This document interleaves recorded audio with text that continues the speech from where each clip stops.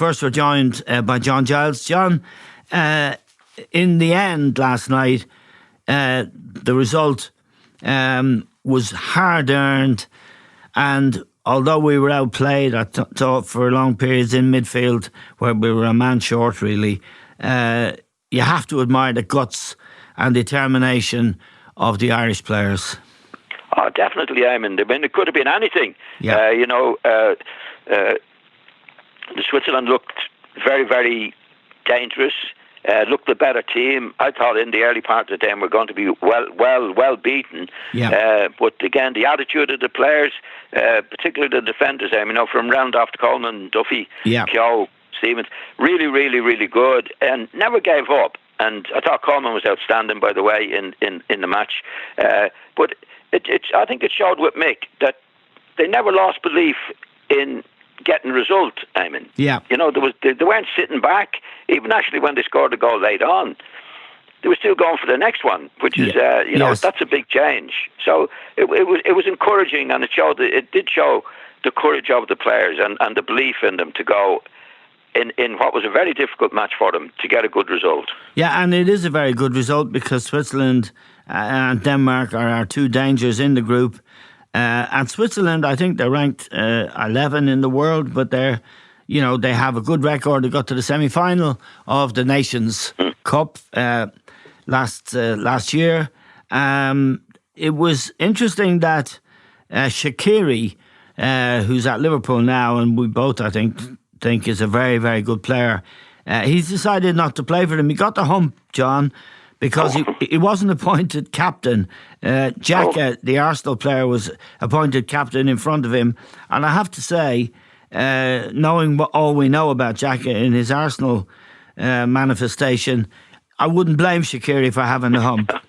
Well, it's a bit drastic, Eamon, to say you're not going to play because you don't get it. I can understand his sentiments, especially where Xhaka is concerned. Yeah. Because he's a walking disaster in many ways. I mean, even last night, Eamon, he committed the foul in the second half. It should have been booked for. Yes. He got away with it, but that's every game. We've seen him playing for Arsenal a lot, and he's one of the most least disciplined players I've ever seen. Yeah, well, he gave away a penalty, a crucial penalty last Sunday in the North London but he does derby. it regularly, Eamon. He's a regular at it. So, but I think it's a bit drastic, to be quite honest, because you're not given the captaincy to say you're not going to play. I think you'd be better off playing, to be honest. Now, John, the Irish team under Mick McCarthy is different, as you've hinted at there, than the one under Trapattoni and the one coached by O'Neill and Roy Keane, in the sense that they do want to pass the ball. There is movement. There is a confidence that, you don't have to knock it long, give it away. Now, we didn't play well with the ball last night, I thought, but we didn't stop trying to pass it and play. Yeah, I think the big thing, Eamon, that I can see is that under Martin O'Neill, every team we played against was great. Yeah. We're the underdogs all the time, and we go to Georgia. We're great to get a draw on Georgia and all this carry on beforehand. Like, I think Switzerland would have been built up last night that you'd nearly be scared of them. Yeah. Whereas it'd be fair to Mick McCarthy. He's taken this on its merits. I mean, we're going to do what we're going to do, and if the other team are better than us, so be it. But he's not going out with any complex to say, well, he's a great player, or he's a great player. I think that was one of the biggest things with Martin O'Neill. I mean, if you look at the end of it, he said, we did really well to get into the playoffs last year when we got the hiding 5-1 against Denmark. Yeah. Like, everything was, Georgia are a fortress, and and I think it's not good for the players' minds by any means. Whereas Mick is what he is. He goes out last night, okay, we were up against it, but we never stopped trying to play, and we never stopped trying to get a goal. And in the end, it did come off. I know it was late near the end, and I think Switzerland did shade the game. But looking at Switzerland, Eamon, they're no great shakes either. No, I think we've said when we've been watching games together, John, at international level, there aren't any great international teams out there. No. And there's not much that you should be really afraid of, particularly at the Aviva. the crowd were great last night. They got behind the players, even when we were one down. And I'd just like to focus, before I get to the game itself, on the performances. You mentioned Seamus Coleman. Yes. I also thought that Shane Duffy was absolutely amazing. He's a great lad. He was dropped by Brighton last week in the Premier League game to Manchester City, but he is a very, very good player, and he showed it again last night. Keogh and him as a partnership works now, and Stevens, the left back from Sheffield United, also a good player, and of course an outstanding goalkeeper in Darren Randolph. So that's a pretty good foundation to work off, isn't it? Definitely, Eamon. You know, Coleman is an outstanding player. Duffy's very good. Keogh is a great lad, Eamon, in that he's limited in what he can do, but by God, he does his best. Yeah. You know, I thought Stevens didn't play as well last night as he had played in previous games, but it's a good back five. Yes. As you say, it's a good, it's a good solid start to have the defence right, and then after that, you hope to get players in to do the stuff. So we're a bit limited. I mean, if every position in front of them were as good as them, we'd have a really top team. But that's the way it is. But at least having a good defence is a good start. You're not going to be giving silly goals away. So that's a plus, definitely. Now, what we wouldn't have given, John, for Wes Hoolahan last night, to get on the ball and to thread those passes, good passes through to McLean, to Coleman, to Stevens if he was getting forward. It really highlighted for me the problem in midfield was A, a numbers problem. We were short in there. B, Glenn Whelan's lack of mobility. To be fair to him, he hit the crossbar with a blinding shot, and the goal ensued. But his mobility, I think he's 35, his mobility is non-existent. It was never great. And that does create a problem for other players around him, because you have to do the work in there. You have to track people. And he is a bit of a statue. Well, I wouldn't be too harsh on him. No. Well, I think that's a little bit harsh. I mean, okay. He is what he is. And to be fair to him, he does the best he can. And there's no doubt about that. He gives it everything he's got. I've never been a fan of his, as you know, because he's what's regarded as a holding midfield player. I don't believe in holding midfield players. Anyway, but to have, as you say, to have Wes Hoolahan in. But when Wes Hoolahan was at his best, nobody picked him. That's right. Very seldom picked him. You know what I mean? It's unfortunately he's gone now. But when he was at his best, we didn't get him in the team anyway. So we have to live with that and go with the ones that we have. And if you look at the midfield, where is there anybody, Eamon, that I know of or you know of, that's better than what we've got, No, it's true. Hendrick, for example, John, Hendrick has, played well for Ireland in the past. He's not in the Burnley team at the moment. I thought he was full of energy and intent for the first 45 minutes, but he faded badly in the second half when they really were able to pass the ball through our midfield at will.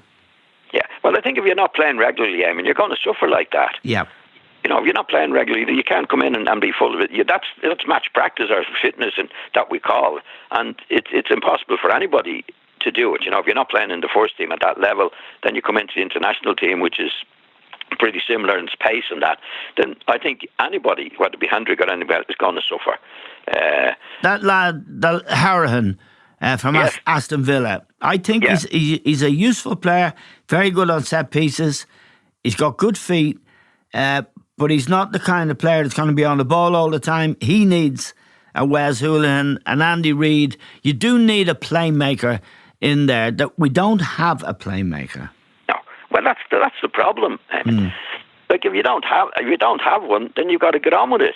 Hoolahan is a good lad. He gets it from A to B, and he's neat and he's tidy, but he's not. But we don't have one. No. So, you just have to make the best of what you have. But let's go back to Mick McCarthy. He knows that. Obviously, he knows that himself. But he doesn't moan and groan about it. He gets on with it and says, "This is what we're going to do, and we're positive in what we can do." And that's a big start. I mean, if you can only go with the players that you have, And all the manager can do, any manager, is make the best of what you have. And I think Mick does that. Yeah. You know, we don't have world-class players. But the good thing is, with Mick, he's not making great players of the opposition. Yes. You know, Switzerland were okay, Eamon, but they're not great. They're no great shakes either. They're not world beaters by any means. No. And like with our lads, stuck at it, got the equaliser in the end. But that's the way it is. And like, if you look at the results so far, Eamon, you know, like, it's not in a bad position. No, we're in a good position. We're top of the group, although that will change because... Oh, yeah. Well, I mean, Switzerland have Gibraltar to play on Sunday. And Denmark go to Georgia. If either of them, if Denmark win, they could get ahead of us. Although we're 6 points clear of Switzerland, we have to go and play them away. Yeah. We got Denmark to come at home, and we have a tricky enough game coming up on the 12th of October. We play Georgia away, and that's a tricky fixture. But just to keep on the players that we've got, John. Callum Robinson, another Sheffield United player, 3 of them in the team last night. Yeah. I think he's bright and useful, and will get better and better with experience. Yeah, well, I think all of the players will, because they're very new to international football, especially the strikers, you know. But their game, they have a go, they do the best they can, and you can't do any more than that. McGoldrick, John, is another player that I like. He's a very, very, very good footballer. I mean, he's getting towards the veteran stage now, and he's in this Sheffield United team. It's his first experience of the Premier League. He's a player I think Mick had at Ipswich, if I'm not mistaken. But he's a lovely footballer, and I was thrilled that he scored a goal, his first international goal last night, and deserved it. Yeah, it won't do him any harm, Eamon. You know what strikers are like. If they miss a couple of chances, they don't score, and everybody's saying, "Oh, you haven't scored for 6 matches," in that'll do him the world of good. And the thing is, he took it well. Yeah, you know, it was a good goal. He took it well. He's a game lad. He has a go. The one thing about all the Irish lads when they're in, I mean, they have a go. They do the best they can. And Mick is positive with them. You know, Mick is not saying, "Oh, gee, look at the opposition. They're great players, and what are we going to do?" And he doesn't do that, quite rightly. And that's why they got the result last night. I mean, you know, if they hadn't had the belief to do it, they wouldn't have scored early on. Yeah. Because they look like they could be beaten. Yeah. But we were very lucky. I mean, I think the best player we had was Mbolo. Right up front for Switzerland. You know, the chances that had are positive. Some chances. He was hopeless. And you know, that's what they really lacked that last of Switzerland when they were on top, Eamon. Yeah. To really get, you know, to score. They didn't. Their finishing and their attempts at finishing were very, very poor. Yeah. Which was good for us. Yeah. The goal we scored was a good illustration, I thought, of the work ethic. And the ball hit the crossbar from Glenn Whelan's shot. It was cleared, kind of panic clearance, into our half. Who's there? Only James McLean. Yeah. Who's worked his way back. He's won the ball, and from there he's gone forward, hit the cross. It took a deflection before it arrived on the far post where McGoldrick put it in the net. But the point, I suppose, the key point there, even at 1-0 down, and having had a bit of a chasing in the second half, they were still fighting, they were still winning the 50-50 balls, and there was still a belief in the team that they could get the result. And it was that belief and that work ethic that got us the point in the end. Definitely. Well, that's McLean, Eamon. You know, like no matter what anybody thinks of McLean or to criticise him, he always has a go. You know, he's as honest as stays long. And when you look at the Irish team, there was none of them that you could say didn't have a go. No. Did the best they could with what they had. And that's all managers can want. And again, going back to Mick McCarthy, he believes in them. You know, he's not saying, "Oh, look at Switzerland, they're a great team and we've got a draw here tonight, it'll be a great result." He went out to play, he went out to win the match. And in the end, it was a good draw. We didn't win it, but it wasn't for the want to try and that's all you can do. And again, the thing we have to do at the Aviva is make it a bit of a fortress. The crowd are really good. They got behind the players. I think they understand what you've been saying repeatedly, that, the way Mick wants us to play is the right way to play. There's no bullshit about the Trapattoni was very fond of, in particular, saying we don't have the players. Mick's attitude is very positive. They try to play the game the right way, and the players respond to that. And the crowd actually last night, I thought, were very important. When we were struggling to get a foothold in the second half to get some possession, some quality possession, they were very good. Yeah, they see it, Eamon. They like the crowd. That's what the crowd go for. They got to see the match and to see something positive about it. They can see them having a go, and I think that's all the crowd want, Eamon. They pick it up. Not sitting back or whatever other managers did at times. That they're going to have a go for it, and they went with them. And what was good for Mick last night, they were rewarded, the crowd, for their patience and the support, that they got the late goal. I mean, they could go home happy, or reasonably happy anyway. Yeah, and the Chaka boy, he didn't really distinguish himself. I thought the guy who scored the goal, Shar, plays for Newcastle. He's a good player, and it was a brilliant goal, the Swiss goal. Yeah. He was the one most likely to score, Eamon. Yeah.